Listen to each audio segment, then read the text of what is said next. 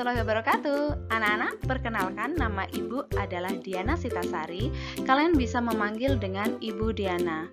Bu Diana adalah pengajar mapel prakarya di kelas 8 Putra dan juga mapel IPA khususnya fisika di kelas 9 Putra di SMP Negeri 3 Peterongan yang berada di dalam kawasan Pondok Pesantren Darul Ulum.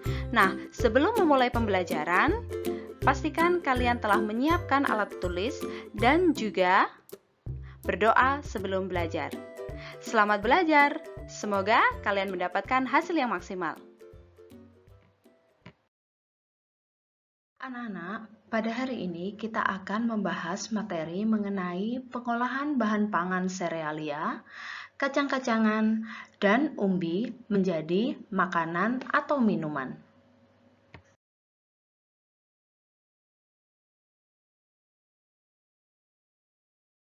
Setelah pembelajaran pada hari ini, diharapkan kalian dapat memahami pengertian bahan pangan serealia, kacang-kacangan, dan umbi. Kemudian, kalian dapat mengidentifikasi jenis bahan pangan serealia, kacang-kacangan, dan umbi. Kemudian, diharapkan juga kalian dapat mengidentifikasi manfaat dari bahan pangan serealia, kacang-kacangan, juga umbi.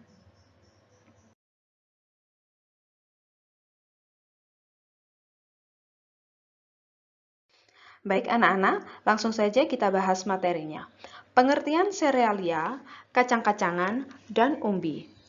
Serealia adalah jenis tumbuhan golongan tanaman padi-padian atau rumput-rumputan yang dalam bahasa ilmiah disebut sebagai gramine. Sereal dibudidayakan untuk menghasilkan bulir-bulir berisi biji-bijian sebagai sumber karbohidrat. Kemudian, kacang-kacangan adalah biji berukuran lebih besar dibandingkan serealia yang digunakan untuk bahan pangan manusia dan hewan ternak. Tanaman kacang-kacangan umumnya didapat dari tanaman famili Fabaceae. Sedangkan umbi adalah organ tumbuhan yang mengalami perubahan ukuran dan bentuk sebagai akibat dari adanya perubahan fungsi. Perubahan ini berakibat pula pada perubahan anatominya. Organ yang membentuk umbi terutama ada pada batang, akar, dan juga modifikasinya.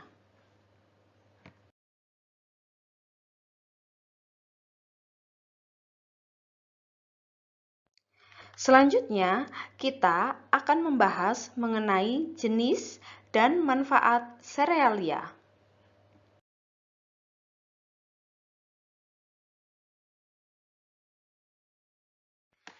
Jenis serealia yang pertama kita bahas adalah beras. Beras adalah butir padi yang sudah dipisahkan dari sekam. Warna beras yang berbeda-beda diatur secara genetik. Makanya dalam kehidupan sehari-hari kita sering menemukan adanya beras putih, beras merah, beras hitam, ketan putih, ataupun ketan hitam. Beras di Indonesia menjadi bahan pokok utama. Selanjutnya, jenis serealia jagung. Jagung merupakan tanaman semusim yang satu siklus hidupnya dalam waktu 80 sampai 150 hari.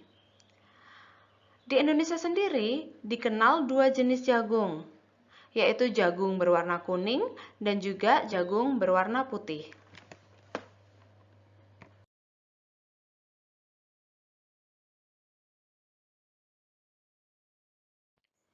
Seperti padi, jagung hampir seluruh bagian tubuhnya dimanfaatkan oleh masyarakat. Biasanya, bagian batang dan daun yang masih muda digunakan sebagai pakan ternak. Kemudian, batang dan daun yang tua digunakan sebagai pupuk hijau. Batang jagung biasanya juga digunakan sebagai bahan pembuatan kertas. Kemudian, yang paling sering digunakan adalah biji jagung tua. Biasanya digunakan sebagai pengganti nasi, bahan pembuatan marning, bahan pembuatan brondong atau sering disebut sebagai popcorn, roti jagung, tepung, ataupun bahan pokok yang lainnya.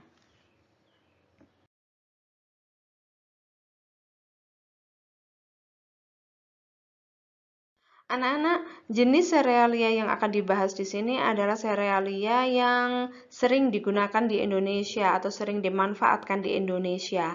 Kita lanjutkan setelah tadi membahas mengenai beras, kemudian membahas mengenai jagung. Jenis ketiga dari serealia adalah gandum. Gandum adalah makanan pokok di daerah India. Dan di Indonesia sendiri biasanya digunakan sebagai bahan pembuatan roti dan mie. Kandungan karbohidrat pada gandum sangat tinggi dan seratnya lebih tinggi daripada beras. Nah, jenis serealia yang keempat yaitu sorghum. Gambarnya ada di bagian bawah. Nah, sorghum adalah tanaman serbaguna. Dia bisa digunakan sebagai sumber pangan, pakan ternak, dan juga bahan baku industri. Dalam hal gizi, sorghum sendiri mengandung karbohidrat, protein, kalsium, dan zat lain yang bermanfaat. Nah, karena sorghum mengandung karbohidrat, dia dapat dijadikan sebagai bahan bioetanol atau bahan bakar ramah lingkungan.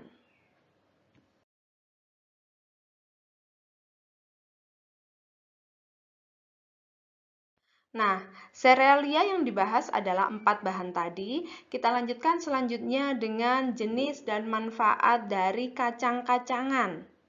Yang pertama kita bahas adalah jenis kacang tanah. Kacang tanah biasa ditanam di lahan kering atau sawah setelah panen padi. Kacang tanah sendiri mengandung banyak nutrisi yang dibutuhkan oleh kesehatan tubuh. Karena dengan mengkonsumsi kacang tanah, di dalamnya terdapat serat, protein, karbohidrat, lemak jenuh dan tak jenuh, omega 6, dan berbagai macam vitamin, serta berbagai jenis mineral yang dibutuhkan oleh tubuh.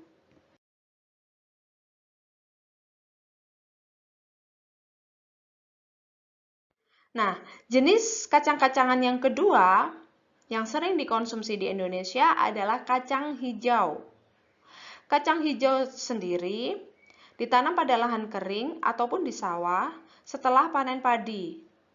Buahnya berbentuk polong dan kandungan nutrisinya sangat bermanfaat sebagai obat-obatan dan kesehatan tubuh.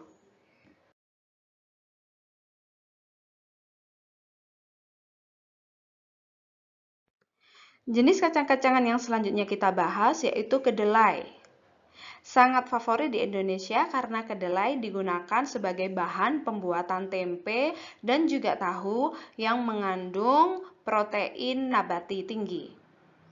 Kedelai sendiri termasuk tanaman semusim dan buahnya berbentuk polong dan diperbanyak dengan biji.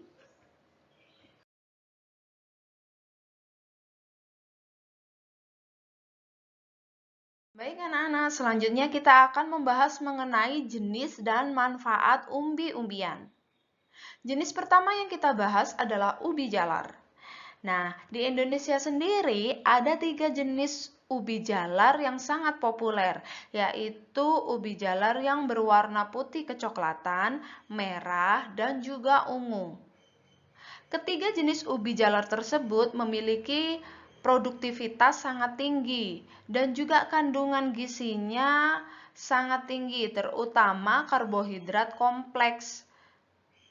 Karbohidrat kompleks yang terdapat pada ubi jalar membuat energi di dalam tubuh tidak sekaligus terlepas.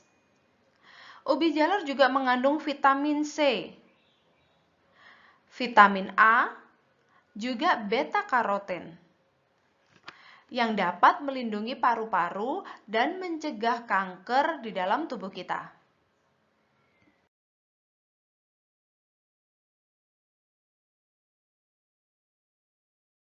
Untuk selanjutnya, kita akan membahas jenis dan manfaat umbi-umbian yang kedua, yaitu singkong atau ubi kayu atau dikenal dengan ketela pohon.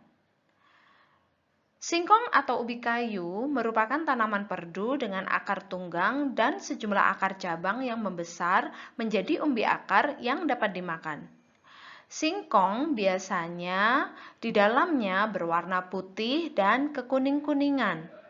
Sering dimanfaatkan sebagai pengganti makanan pokok karena singkong memiliki banyak karbohidrat. Namun, umbi singkong sendiri rendah kandungan protein. Sementara bagian daun dari singkong memiliki protein yang tinggi karena mengandung asam amino metionin. Oleh karena itu, daun singkong yang masih muda banyak dimakan sebagai lalap atau dibuat sayur daun singkong.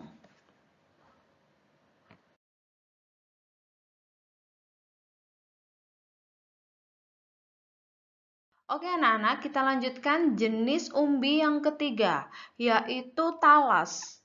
Umbi talas sendiri merupakan sumber karbohidrat pengganti beras, sehingga dapat dimanfaatkan untuk berbagai keperluan. Salah satu daerah yang memanfaatkan adalah Kabupaten Sorong di Papua. Bagian tanaman talas yang dapat dimakan yaitu umbi, tunas muda, dan tangkai daunnya. Pelepah dan daun talas biasanya dimanfaatkan sebagai bahan pangan, obat, maupun pembungkus makanan. Bagian yang tidak dapat dimakan adalah bagian akar serabutnya.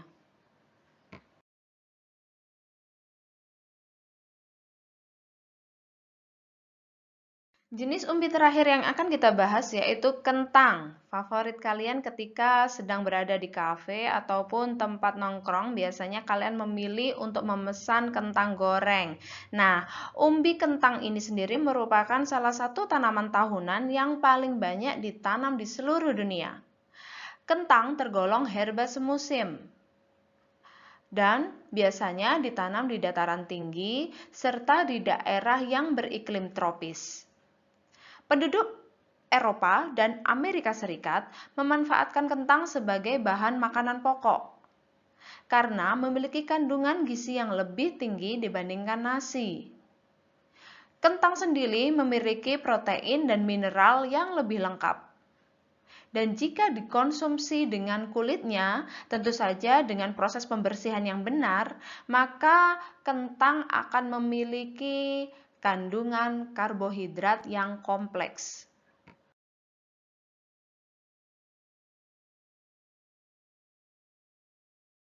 Alhamdulillahirrabbilalamin, anak-anak, materi pembelajaran pada hari ini telah selesai dan jangan lupa untuk segera menyelesaikan tugas yang ada di Google Classroom masing-masing.